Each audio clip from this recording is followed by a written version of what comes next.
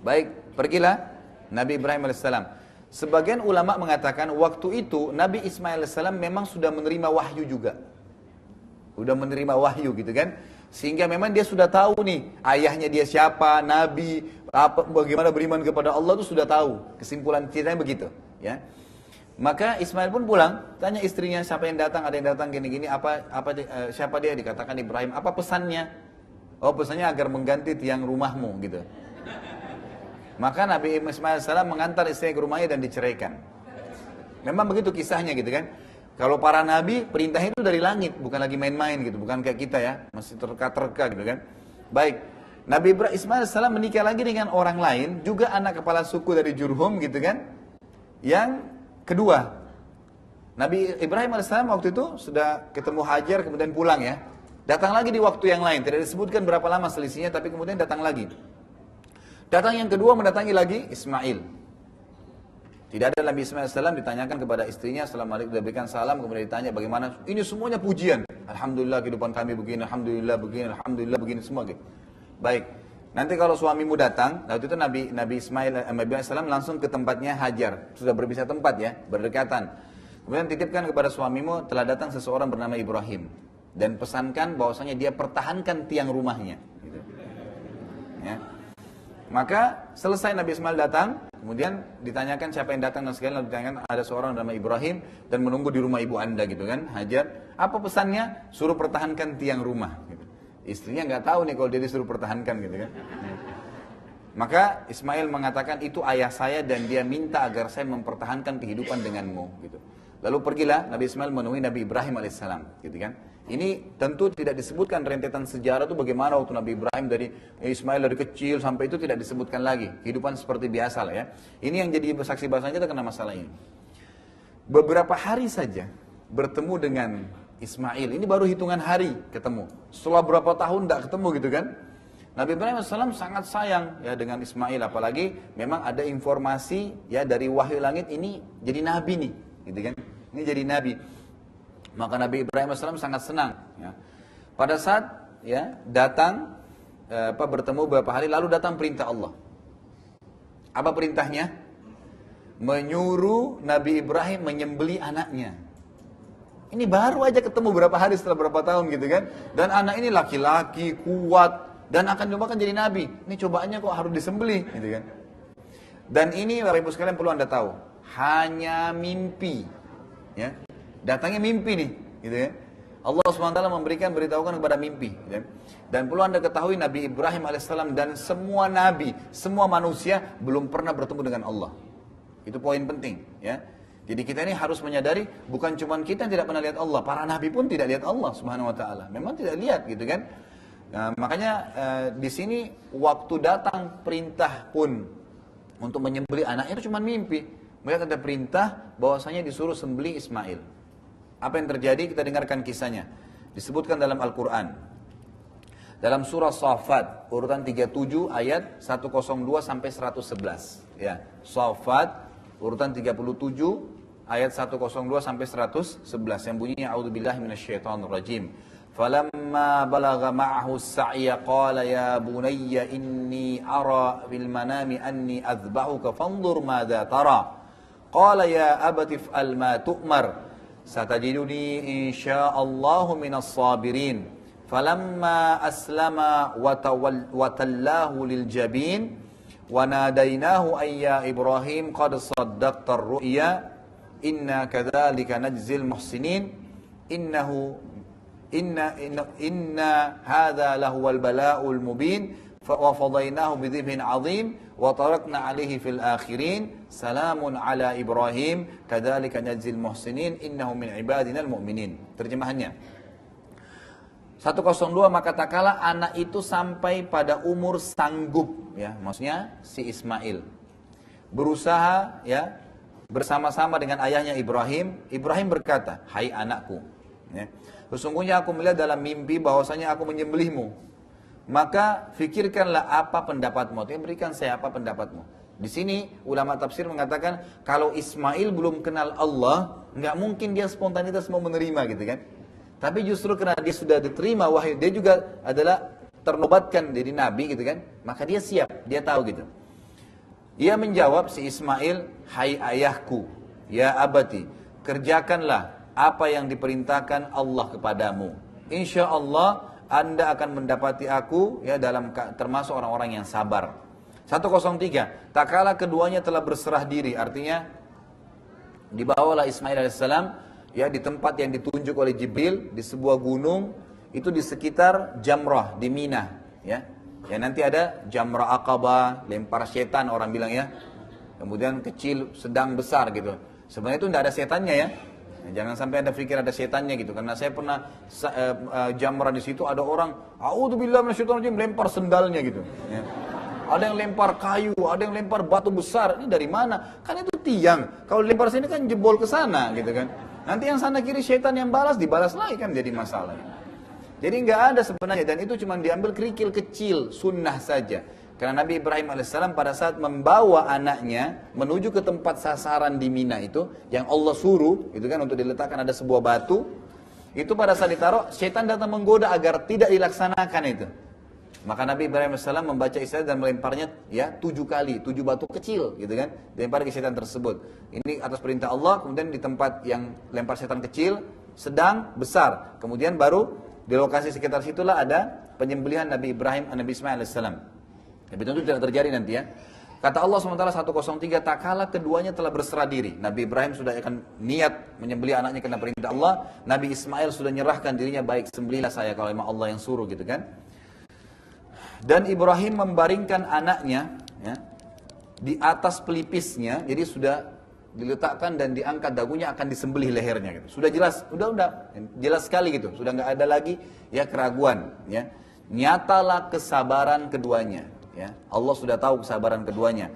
Maka kami panggil di 104, maka kami panggil dia Ibrahim, wahai Ibrahim melalui Jibril alaihissalam. 105, sesungguhnya engkau telah mempercayai mimpi itu. Artinya perintah untuk disuruh menyembelih. Sesungguhnya demikianlah kami memberi ya balasan bagi orang-orang yang berbuat kebaikan.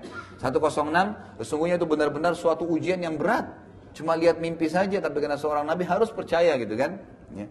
107, dan kami tebus anak itu dengan seekor sembelihan yang besar. Ini asas daripada sembelihan Idul Adha gitu kan. Ya. Lalu dikatakan 108, kami abadikan apa itu? Untuk Ibrahim pujian tadi di kalangan orang-orang yang datang kemudian. Apa maksudnya? Kata ulama seperti kasusnya Hajar tuh. Selama orang sa'i, Hajar panen pahalanya. Selama Idul Adha ada, Ibrahim dan Ismail panen pahalanya. Gitu kan.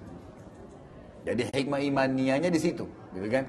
Jadi karena dikerjakan karena Allah, maka akan berbekas. Dan subhanallah, tidak ada sesuatu yang dikerjakan karena Allah kecuali akan ada bekasnya dan rentetannya sangat besar gitu.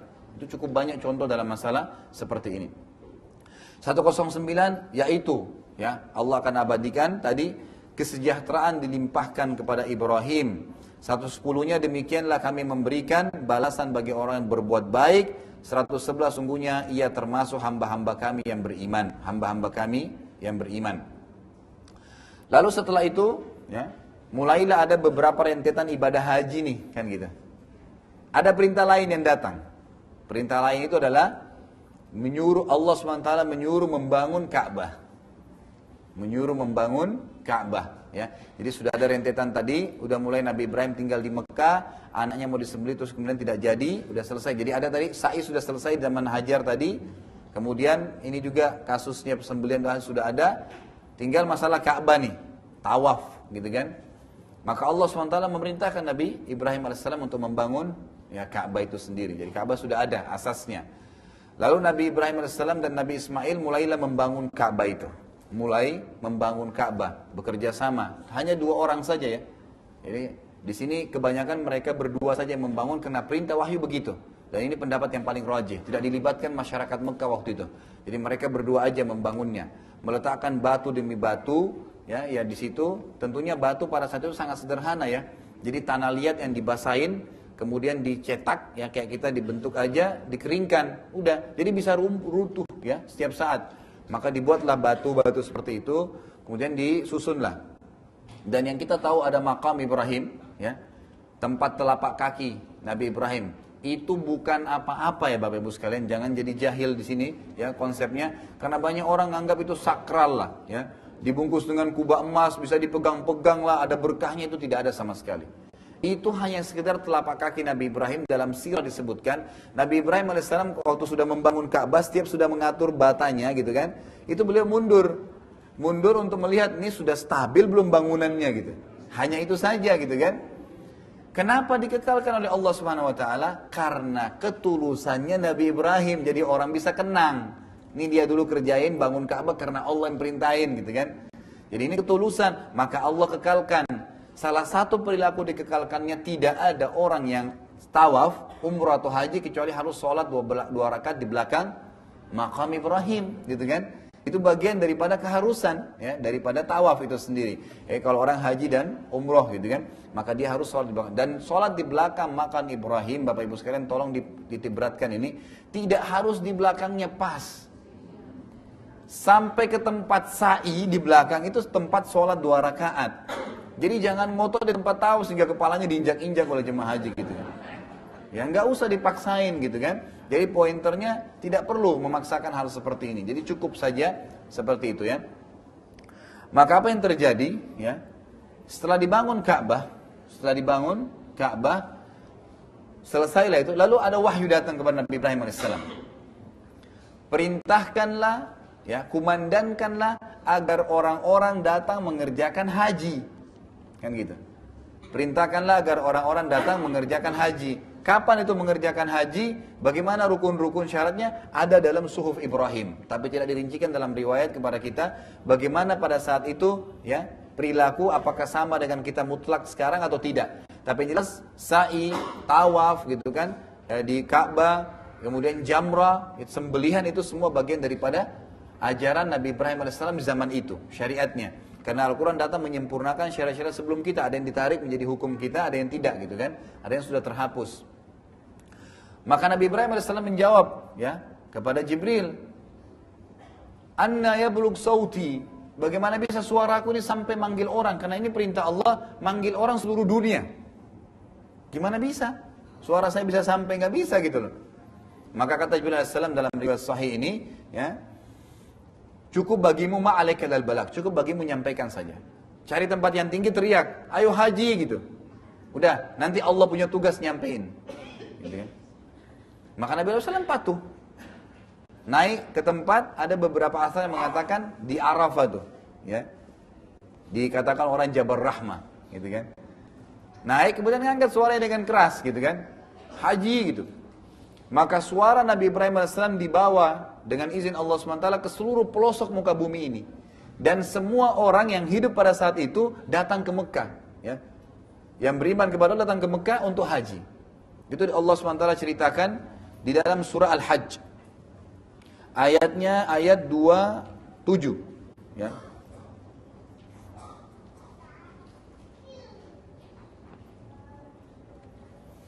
Dua enam dengan 27 ya. 26, 27, 28 juga ya. Itu termasuk semuanya. 29 ya, diantaranya juga begitu.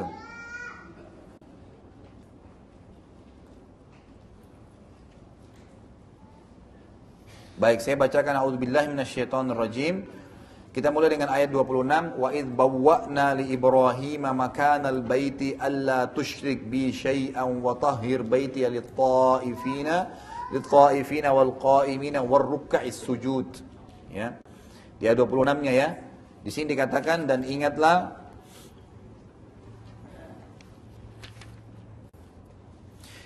ketika kami tempatkan Ibrahim di tempat Baitillah, atau kami jadikan dia berhasil bangun Ka'bah dan akhirnya dia punya posisi di situ, ya, punya tempat di sekitar situ. Dan kami katakan kepadanya, janganlah engkau menyekutukan aku, hai Ibrahim. Jangan sampai ada kemusyrikan di sini. Ini rumah dibangun Ka'bah hanya sekedar, ya, tempat agar orang tahu Allah punya rumah, selesai, nggak ada apa-apanya di situ. Ya, tolong Bapak Ibu sekalian, jangan bawa gunting pada saat tawaf, gunting kiswanya Ka'bah. Ya. Nggak ada hubungannya dengan berkah di situ, karena kiswah Ka'bah dibuat oleh kerajaan Saudi untuk memperindah, ya, Ka'bah itu sendiri. Nanti akan kita masuk dalam kisah kita, perempuan akan datang. Dari mana kisah awalnya kiswah itu? Ya, kainnya Ka'bah. Siapa yang pertama meletakkan di Ka'bah? Itu akan ada kisahnya sampai di zaman Nabi SAW sampai sekarang terjaga gitu kan. Tapi itu tidak ada hubungannya, itu hanya memperindah. Tidak perlu digunting, dibawa pulang, dijadikan jimat. Ya. Sama halnya kalau di Hajar Aswad masuk gitu kan. Bapak-bapak banyak ibu-ibu kalau pas cium, wangi sekali ya, kopiahnya dicabut, digosok-gosok, jilbabnya digosok. Kenapa Pak? Kenapa Bu? Wangi. Ya kerajaan Saudi kasih minyak wangi gitu kan. Nggak ada hubungannya di situ. Makanya Umar bin Khattab mengatakan pada saat melihat Hajar Aswad, beliau mengatakan dengan suara yang keras. Demi Allah, dengan suara keras di musim haji gitu kan. Beliau berdiri karena orangnya tinggi besar. Umar bin Khattab kalau duduk di atas kuda, kakinya sampai di tanah. Gitu ya. Jadi tingginya 2 meteran lebih. Beliau di zaman khilafahnya berdiri di depan Hajar Aswad. Jadi jemaah haji itu pada sampai di dadanya saja gitu kan. Pendek-pendek semua. Jadi beliau berteriak dengan suara keras. Beliau mengatakan, demi Allah, hai Hajar Aswad, Hajar Aswad. Saya tahu kau hanya batu biasa. Kalau bukan saya melihat Rasulullah SAW mencium kau, saya tidak akan menciummu. Artinya, Umar ingin berikan pelajaran kepada kita. Perintahnya, cium, cukup. Nggak ada gosok-gosok kopi ya, gitu kan. Nggak ada gosok-gosok jilbab. Cukup selesai cium karena perintah Allah. Itu aja. Itu cuma batu, simbolik gitu kan. Sebagai simbol. Adanya Ka'bah juga simbolik. Kita tidak sembah Ka'bah. Kan gitu.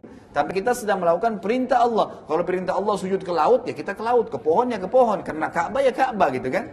Jadi konsepnya jelas. Jangan sampai berlebihan gitu kan. Ini perlu dijaga. Sama juga di Masjid Nabawi begitu. Di kuburan Nabi SAW. Ada lubang. Kita kalau musim haji dulu, waktu masih mahasiswa disuruh jaga tuh depan kuburan Nabi. Nanti kalau kita lihat ke dalam gitu kan. Sebenarnya tidak perlu ngintip sih. Ya. Tapi orang banyak fudul ya. Mau tahu gitu. Lihat.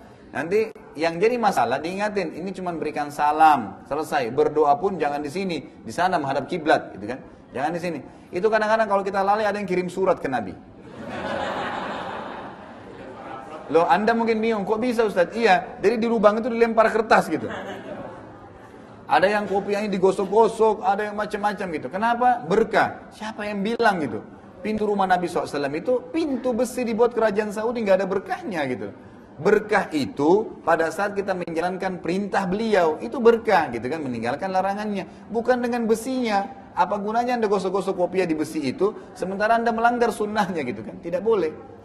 Yang terjadi pada saat selesai musim haji, disapu kuburan Nabi SAW, banyak sekali kertas. Bahasa Indonesia, bahasa Urdu, bahasa Afrika, macam-macam. Apa isinya? Istighasah bigairillah, minta tolong kepada selain Allah. Bunyinya, ya Rasulullah sembuhin penyakit saya, ya Rasulullah mudahin jodoh saya, ya Rasulullah begini. Dari mana ajaran ini gitu kan? Nabi SAW mengatakan kepada Abdullah bin Abbas dalam hadis Bukhari, hai anak kecil, kalau kau minta sesuatu hanya minta kepada Allah, selesai, gitu kan? Kalau kau apapun butuhkan, minta kepada Allah. Ya. Dan ingatlah, kalau satu kaum ingin menyusahkanmu dan Allah tidak mau kau ditimpa musibah itu, maka tidak akan menimpamu. Dan kalau seandainya satu kaum mendukung kamu, sementara Allah mau musibah menimpamu, maka pasti kau kena. Gitu kan? Sudah diangkat polpen dan sudah kering. Gitu kan? Sudah selesai. Takdir sudah tercatatkan semuanya. Konsep Tuhan jelas. Baik, kembali kepada Ka'bah. Lalu dikatakan di ayat 27-nya, wa'adzim finnas, ya, maaf, belum saya terima tadi. Jangan sekutukan aku apapun dan sucikanlah rumahku ini bagi orang-orang yang tawaf dan orang-orang yang beribadah serta orang-orang yang ruku dan sujud. Artinya ini aja perilakunya nih, ibadah di Ka'bah, nggak ada apa-apa yang lain, gitu kan?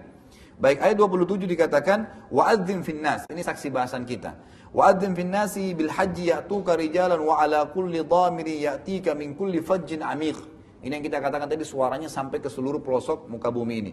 Dan serukanlah kepada manusia untuk mengerjakan haji, niscaya mereka akan datang kepadamu dengan berjalan kaki. Teriak saja, nanti Allah yang sampaikan suaramu, hai Ibrahim. Maka mereka akan datang berjalan kaki atau mengendarai setiap unta yang kurus. Kenapa untanya kurus? Karena terlalu jauh perjalanannya gitu. Ya, ini ulama tafsir mengatakan seperti itu. Mereka datang dari segenap penjuru yang jauh. Seluruh penjuru bumi ini yang beriman kepada Allah datang waktu itu untuk haji. Ayat 28, liyashhadu. Apa gunanya mereka dipanggil haji? Liyashhadu, ya, manafi'a lahum wa yadhkuru ismallahi fi ayyamin ma'lumatin ala ma razaqahum min bahimatil an'am faqulu minha wa atimul ba'isa al-fakir, ya. Agar mereka menyaksikan berbagai manfaat, ya, untuk mereka dan agar mereka menyebutkan nama Allah. Artinya mereka lihat nih, oh ini ada Ka'bah, rumahnya Allah, begini loh cara ibadah. Nabi Ibrahim AS mendakwakan apa yang dalam suhufnya kepada manusia pada saat itu, gitu kan. Pada beberapa hari yang ditentukan, maksudnya haji, atas rezeki yang diberikan atau Allah berikan kepada mereka berupa hewan ternak, ya, dikurbankan. Maka makanlah sebagian darinya, berarti boleh memakan daging kurban. Tidak harus semuanya dikasih. Sama dengan akikah, boleh diambil, ya. Tapi ulama mengatakan paling tidak sepertiganya atau maksimal sepertiganya, gitu kan. Selebihnya disedekahkan. Maka makanlah sebagian darinya dan sebagian lagi berikanlah untuk dimakan orang-orang yang sengsara dan fakir. Berarti afdolnya diberikan kepada orang yang tidak mampu, gitu kan. Kemudian ayat 29, thumma yakdu tafathahum wal yufu nudurahum wal yattawafu bil baitil atiq. Kemudian hendaklah mereka menghilangkan kotoran yang ada di badan mereka, artinya bersuci, memandikan, memotong kuku, seperti kalau kita lagi mau pakai ihram, gitu kan. Membersihkan semuanya, menyempurnakan nadar-nadar mereka dan melakukan tawaf sekitar Baitillah atau Ka'bah itu sendiri. Baik, setelah itu, ya, setelah selesai semuanya, ya, haji sudah diperintahkan, maka kita tutup pertemuan kita Bapak Ibu sekalian rahimakumullah dengan kisah yang sedikit menyimpulkan tentang Ibrahim AS dan Ismail ini. Nabi Ibrahim AS, ya, sempat kembali ke Sarah, gitu kan. Dan Sarah ini Allah SWT berikan berkah kehidupannya. Setelah kejadian pembangunan Ka'bah, haji sudah selesai, Nabi Ibrahim AS disuruh balik, gitu kan. Pada saat balik ke sana, Sarah ternyata Allah SWT bukan cuma sekedar membuat dia melahirkan umur tua dan mandul 60 tahun, tapi Allah memberkahi dia berhasil melihat anak cucunya. Jadi Ishak akhirnya punya anak lagi namanya Yakub. Ya. Yakub ini nama lainnya Israel. Jadi Israel itu namanya Nabi Yakub sebenarnya, gitu kan? Kalau dikatakan Bani Israel, berarti keturunannya Nabi Yakub. Nabi Yakub. Nah, kenapa dikatakan di sini Nabi Ibrahim sekali lagi adalah bapaknya para nabi? Ternyata setelah Nabi Yakub datang lagi Yusuf, juga keturunan langsung Nabi Ibrahim alaihissalam. Dan kata para ulama, semua nabi-nabi Bani Israel itu kembali kepada Nabi Ibrahim. Daud, Sulaiman, Musa, Isa, gitu kan? Itu semuanya termasuk Yahya, Zakaria, itu semuanya keturunan nabi-nabi Bani Israel. Nah, kita tutup dengan sebuah konsep yang penting. Di dunia ini agama propertes, agama Samawiyah dikenal 3. Ada Yahudi, ada Nasrani, ada Islam. Sebenarnya semua orang yang beriman kepada Allah dikatakan Muslim. Sebenarnya gitu kan? Tapi harus sepenuhnya, harus seutuhnya. Kita kembali kepada orang-orang Yahudi dulu. Orang Yahudi diambil dari kata-kata Huda. Yahudi artinya Huda, artinya taubat. Artinya taubat. Kisahnya itu waktu Nabi Musa alaihissalam pergi menerima wahyu, ya, Taurat selama 40 hari di Tur Sina, gitu kan. Itu ada satu pengikutnya namanya Samiri, membuat patung sapi, kan, gitu, dari emas. Dia ajak kaumnya untuk beriman, untuk menyembah patung itu. Waktu itu Musa alaihissalam meninggalkan saudaranya dari ibunya, gitu kan, ya, saudara kandungnya Harun alaihissalam, Nabi juga, gitu kan. Tapi Harun nggak mampu untuk membendung kaumnya. Sampai Nabi Musa alaihissalam kembali, kemudian marah kepada Samiri, diusir keluar dari kaum tersebut, dihancurkanlah patung itu, gitu kan. Nah, setelah itu, setelah dihancurkan patung tadi, ya, maka Nabi Musa alaihissalam, ya, lalu memerintahkan, ya, Bani Israel untuk bertobat kepada Allah Subhanahu Wa Taala. Maka mereka semua mengatakan Inna hudna ilaik. Kami semua bertaubat kepada Allah. Kata-kata hudna, huda, itu adalah akar kata Yahudi. Jadi Yahudi sebenarnya artinya bertaubat. Artinya bertaubat, diambil dari kata ini. Bertaubat dari penyembahan berhala tadi, gitu kan. Baik itu Yahudi. Semua yang beriman kepada Nabi Musa, di zaman Nabi Musa, sebelum Musa meninggal, gitu kan. Sebelum datang Nabi setelahnya, yaitu Isa alaihissalam, dari Nabi Bani Israel. Semua dari Bani Israel yang beriman kepada Musa dikatakan Muslim. Dikatakan Muslim.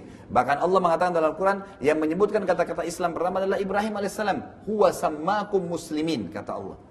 Ibrahim yang memberikan nama kalian orang-orang yang beriman atau berislam, menyerahkan diri kepada Allah. Setelah Nabi Isa alaihissalam datang, maka siapapun yang hidup zaman itu dari Bani Israel saja, kan gitu. Dari Bani Israel, karena ini adalah nabi-nabi Bani Israel. Sebenarnya sudah banyak dari keturunan Nabi Yakub alaihissalam. Yang tidak beriman kepada Isa dikatakan kafir, walaupun pengikutnya Nabi Musa.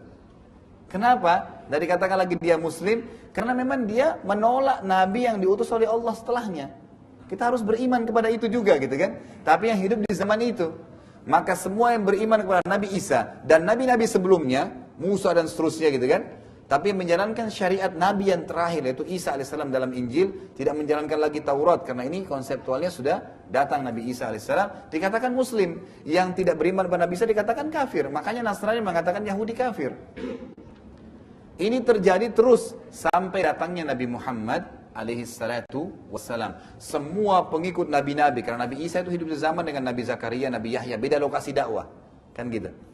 Nabi Musa sezaman dengan Nabi Shu'aib, berbeda lokasi, tapi Nabi, dakwanya masing-masing gitu kan. Jadi lokasinya saja, di lokasi dia wajib beriman gitu kan. Waktu Nabi Muhammad SAW datang, semua Nabi-Nabi, Isa kan sezaman dengan Zakaria dan Yahya, ada hukum-hukum masing-masing gitu kan. Itu semuanya dihapus dengan datangnya Nabi Muhammad SAW, karena beliau diutus untuk semua umat manusia. Nah, yang beriman kepada Nabi Muhammad SAW dan Nabi sebelumnya dikatakan Muslim. Makanya kita dikatakan Muslim, itu sebabnya. Dan kita tidak mengatakan Nasrani Muslim lagi, karena mereka masih menolak satu Nabi, gitu kan. Penolakan ini membuat mereka tidak dikatakan Muslim, padahal sebenarnya Muslim juga, gitu kan. Padahal sebenarnya Muslim. Nah, kalau kita kembali kepada alasan, kenapa orang Yahudi nggak mau beriman? Alasannya sangat konyol, Bapak Ibu sekalian, rahimakumullah. Kenapa saya katakan konyol? Karena mereka mengatakan kami tidak mau beriman kepada Muhammad dengan alasan fanatisme keturunan. Mereka mengatakan kami dari keturunannya Yakub. Tadi Israel, Ishak, ibunya Ishak siapa? Sarah. Sarah itu dulu tuan. Nabi Muhammad SAW lahir dari mana? Jalurnya Nabi Ismail. Ibunya Ismail siapa? Hajar. Bekas budak. Hanya itu saja. Jadi hanya mengatakan Muhammad itu dari turunan budak gitu loh. Padahal itu konyol gitu kan. Tidak ada sesuatu yang harus mendesak seperti itu gitu kan. Apalagi waktu dinikahi Hajar alaihissalam oleh Nabi Ibrahim itu dimerdekakan. Bukan dinikahi, jadi tidak lagi terbudakan di situ. Kan gitu. Jadi hanya itu alasannya mereka tidak beriman. Makanya Ibnu Abbas mengatakan tafsir Al-Fatihah ghairil maghdubi alaihim. Bukan orang yang kemurkahi adalah Yahudi. Allah murka karena mereka tahu kebenaran. Tapi mereka nggak mau imani. Hanya karena fanatisme konyol gitu. Kalau dhalin, orang-orang sesat adalah Nasrani. Kenapa sesat? Mereka mau beribadah, mau menyebarkan agama, tapi jahil, tidak tahu gitu loh. Mereka tidak ngerti. Inilah tafsirnya. Ini yang kita bisa sampaikan. Semua bermanfaat insya Allah. Pertemuan kadang kita akan lanjutkan lagi dengan poin-poin yang lain. Dan mudah-mudahan Allah SWT masih memberkahi ya pertemuan kita dan memberkahi juga pertemuan yang sekarang. Dan memberikan kesempatan kepada kita untuk ya menjalankan atau mengaplikasikan apa yang telah kita pelajari. Fadhal. Kemudian sahabat Alisa rahimahullah, jika mungkin ada pertanyaan, persilakan dua penanya dari bapak semuanya.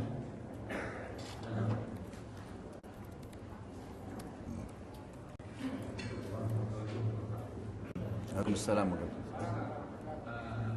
Di satu tayangan televisi saya melihat bahwa ada seorang petani di suatu pedesaan. Menurut pengakuannya, malamnya dia bermimpi untuk disuruh menggali tanah di halaman rumahnya. Kemudian besoknya dia menggali halaman rumahnya, memang ditemukan benda-benda berupa semacam koin. Yang saya tanyakan, apakah mimpi ini datangnya dari Allah Subhanahu Wa Taala? Terima kasih atas penjelasan. Baik. Kalau kita berbicara tentang mimpi, maka mimpi ada dua macam. Ibnu Sirin rahimahullah menjelaskan, seorang tabi'in yang masyhur, mimpi itu ada dua, ada ru'yah, ada hilm. Ada ru'yah, ada hilm. Seperti ru'yah hilal, melihat bulan gitu kan, istilah ru'yah. Bukan ruqyah. Ruqyah mengobati orang yang sedang kesihiran dan keracunan gitu kan. Ruqyah pakai qaf. Kalau ini pakai hamzah, ru'yah ya. Kata Nabi SAW, ru'yah as-sadiqah, ar-ru'yah as-sadiqah ya. Jadi mimpi yang benar itu bagian daripada atau cabang daripada mukjizat para nabi. Jadi ada sebenarnya mimpi yang benar dari Allah Subhanahu Wa Taala. Itu dulu poinnya. Tapi syaratnya kata para ulama, orang itu memang dekat dengan Allah. Sehingga memang betul-betul dalam konsep yang benar ya.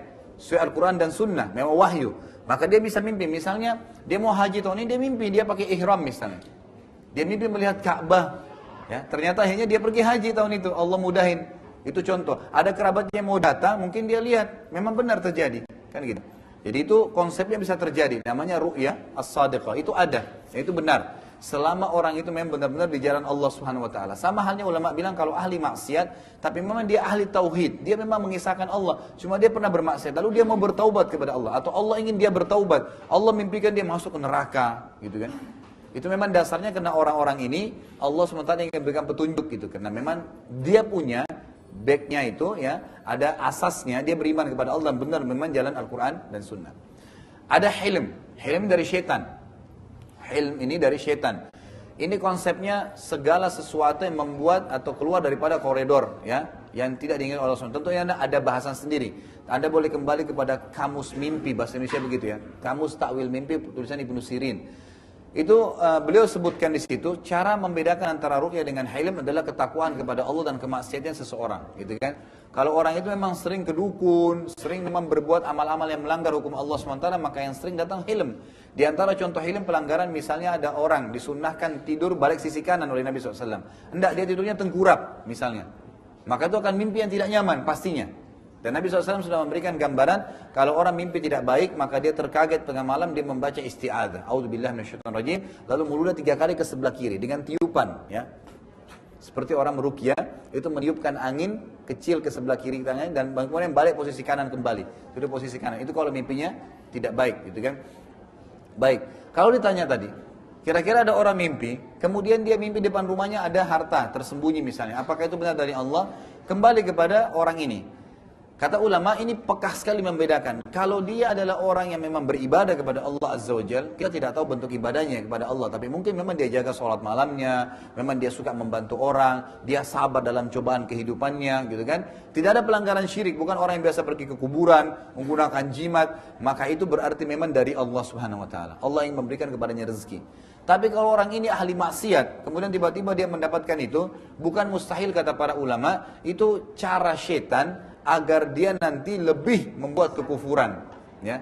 Sebagaimana kata Nabi SAW dalam sebuah hadis yang sahih, kalau seandainya engkau melihat ya nikmat berlimpah pada seorang hamba sementara dia bermaksiat, maka ketahuilah dan sadari itu adalah tadarruj, tahapan azab yang Allah sedang turunkan kepadanya gitu. Sama halnya cukup banyak syaitan ya. Jadi syaitan itu bukan cuma menggoda Anda jangan berzina atau suruh berzina, jangan sholat, tidak. Kadang-kadang dia masuk ke dalam kehidupan sosial kita, kehidupan sehari-hari. Misalnya, di Indonesia kan ada terjadi begitu tuh. Tiba-tiba ada anak-anak dianggap ya indigo, bisa mengobati orang sakit. Ada batu keramat ditaruh di air bisa nyembuhin orang. Ini demi Allah permainan syaitan. Ya, ini permainan syaitan. Ini sudah bukan lagi rahasia umum di antara para ulama dan Anda kalau kembali ke buku-buku hadis. Kenapa? Karena syaitan ingin menunggangi anak itu tanpa dia sadari gitu kan, sehingga menyembuhkan orang gitu. Dan syaitan itu, Bapak Ibu sekalian rahimakumullah, bisa mengangkat penyakit Anda ya. Misalnya dia tahu nih ada batu di tubuh Anda, bisa dilakukan. Makanya para dukun-dukun tuh memegang, narik batunya disembuh tiba-tiba. Itu dukun, gitu kan. Dan di Indonesia ini kita sangat sayangkan sekali, cukup banyak orang yang berkedok ustadz dan kiai tapi dukun, gitu kan. Itu luar biasa itu. Mereka menggunakan ayat Al-Quran. Bagaimana contohnya? Demi Allah Bapak Ibu sekalian kata para ulama, kalau ayat Al-Quran ya dihapus 1 huruf saja atau ditambah 1 huruf sudah bisa digunakan untuk jadi alat sihir. Contoh, ayat Quran dibaca, dipotong pakai bahasa daerahnya. Masukin nama, hapus sehuruf, tambah sehuruf, tambah ayat. Maka ini sudah bukan ayat Al-Quran, mutlak. Walaupun dia asal lafadznya lafadz Al-Quran, berubah, itu bisa digunakan untuk alat sihir. Makanya cukup banyak orang tidak sadar. Dia lakukan sihir, dia katakan itu baca Al-Quran kok, baca ayat kok, berdoa dalam bahasa Arab kok, gitu kan. Padahal sebenarnya itu bukan sama sekali. Itu sudah berubah. 1 huruf, apalagi kalau sudah 1 kalimat, gitu kan, dipenggal-penggal. Apalagi kalau bacanya nggak benar, gitu kan. Jadi kacau semua, gitu kan. Jadi itu berbahaya sekali. Harus hati-hati tentang konsep-konsep seperti ini. Kembali ke pertanyaan tadi, intisarinya, kalau memang dia ahli ibadah, bi'idznillah ta'ala itu Allah ingin memberikan rezeki kepadanya, gitu kan. Tapi kalau dia ahli maksiat, maka itu berarti tadarruj. Atau bisa saya ditunggangi oleh syaitan la'anatullah alaih yang masuk dalam kehidupan kita sehari-hari, gitu. Waalaikumsalam. Dari identitas dan pelajaran tadi bisa bagaimana Siti Hajar, Ismail dan Ibrahim, bagaimana mengandung ada etos jihad ya pelajaran, jadi menegakkan dini ajaran Alkitab itu dalam dirinya dan di luar dirinya. Nah, nanti ada ahlul karimah dari mereka itu. Ahlul karimah itu ada ahadun minallah, ahadun minannas. Pada 2 sisi mata yang tidak terpisahkan misalnya. Nah, yang jadi pertanyaan misalnya, pada umat sekarang misalnya, hilang itu etos dia seperti bangsa-bangsa negara itu hanya punya etos kerja sehingga materinya besar, mewah dan sebagainya, tapi kosong dari ruh dia sehingga mereka hanya materi tapi jiwanya tidak ada belum minallah dan tidak terpisahkan. Nah sekarang umat Islam ini itu hilang Ustaz, sehingga sangat terpuruk Ustaz. Bagaimana kita mengembalikan suatu etos jihad yang seperti Nabi Muhammad dan para sahabatnya juga, bagaimana Umar dulu yang tadinya seorang yang bisa memberangkat lalu menjadi Abdul Karimah, dan sahabat-sahabatnya yang lain yang nah sekarang umat sekarang Ustaz ini hilang etos jihad, pendengar bukan musabu ahli benar, mendengar nilai akun dan Iya. Saya khawatir ada ayat di Al-Quran kalau Rasulullah minta tujuh hajar atau sudah dicuekin misalnya, tidak ada etos pendengar Al-Quran bagaimana? Jadi konsepnya begini sebenarnya. Islam itu tidak akan pernah berubah Bapak Ibu sekalian rahimakumullah. Islam tidak akan pernah berubah. Islam itu akan terus sama. Biasanya yang berubah itu individunya, muslimnya gitu kan. Nah, kita tidak boleh menarik tolok ukur tentang perubahan Islam itu dari perilaku individu ini. Kalau tadi kita tarik misalnya kasusnya Bapak ini, kalau kita masuk ke komunitas yang memang dasarnya jauh dari agama, maka kita akan temukan seperti kasus tadi. Misalnya memang di komplek perumahan ini memang orang nggak pernah hadiri pengajian, memang nggak jaga sholat, memang nggak jaga ibadah kepada Allah, maka akan ditemui kasus tadi. Tapi kalau Bapak ikut dalam komunitas yang lain, memang mereka melakukan perintah agama gitu kan, pasti mereka akan jenguk orang yang sakit, mengantar jenazah, karena mereka tahu ada fadilah, ada janji di situ. Kalau saya melihat Allahu alam, sebenarnya secara umum umat Islam ada begini, ada dua komunitas ini. Jadi pada saat kita masuk di sini maka akan temukan seperti itu, di sini juga begitu. Kalau yang kita fokus ke orang-orang tadi yang tidak menjalankan aplikasi syariat, tinggal masalahnya satu, kembalilah kepada agama gitu kan. Kalau mereka kembali kepada agama sudah jelas, kita sudah punya Al-Quran dan Sunnah yang mengajarkan itu. Semua perilaku kebutuhan kita dipenuhi oleh Allah Subhanahu Wa Taala. Konseptual meyakini hanya Allah SWT Tuhan alam semesta yang menciptakan langit, bumi, udara, air, malaikat, jin, manusia, segala macam adalah Allah. Berarti kita tinggal kembali kepada Dia. Selesai. Itu Allah sudah tuangkan semua perilaku kita, kebutuhan kita. Menghadapi masalah, bagaimana menambahkan nikmat, bagaimana kehidupan kita agar bahagia di dunia, dan segalanya itu sudah diajarkan. Ya? Pada saat kita ada masalah, hadapi dengan sabar. Pada saat kita sedang dibutuhkan kejujuran, kita jujur. Pada saat segalanya, kita lagi ada masalah dengan orang, memaafkan. Semua sudah diberikan konsep-konsepnya. Tinggal bagaimana aplikasinya. Jadi kita simpulkan adalah, kalau kita ingin memang secara keseluruhan umat ini tiba-tiba berubah gitu kan, itu memang butuh waktu yang besar. Tapi dengan izin Allah SWT, saya yakin setiap kali Bapak Ibu hadir di sebuah majelis taklim, contoh seperti kita ini dan yang lainnya, pasti pulangnya ada membawa sesuatu, gitu kan. Bayangkan kalau setiap taklim Anda hadir, maka akan terus bertambah dan pasti akan membawa perubahan. Yang tidak membawa perubahan memang kalau tidak pernah ada sama sekali upaya untuk menambah ilmu. Ingat, tidak akan masuk surga kecuali dengan iman, tidak akan ada iman kecuali dengan ilmu. Jelas, nggak mungkin. Tiba-tiba iman kita, jadi orang kalau sholat yang tidak punya ilmu itu biasanya Allahu Akbar. Kenapa? Mau masukin kata Allah dalam hatinya. Gimana caranya gitu? Nggak mungkin terjadi itu kan. Tapi Allahu Akbar, sudah. Dengan ilmunya apa nih? Siapa itu Allah? Bagaimana kita mengenal Dia? Nanti akan terbawa ke arus itu sebenarnya. Bukan dengan mencari tahu, dengan kejahilan. Jadi harus dengan ilmu. Allahu a'lam, mungkin begitu. Demikian jamaah sahabat Al-Islam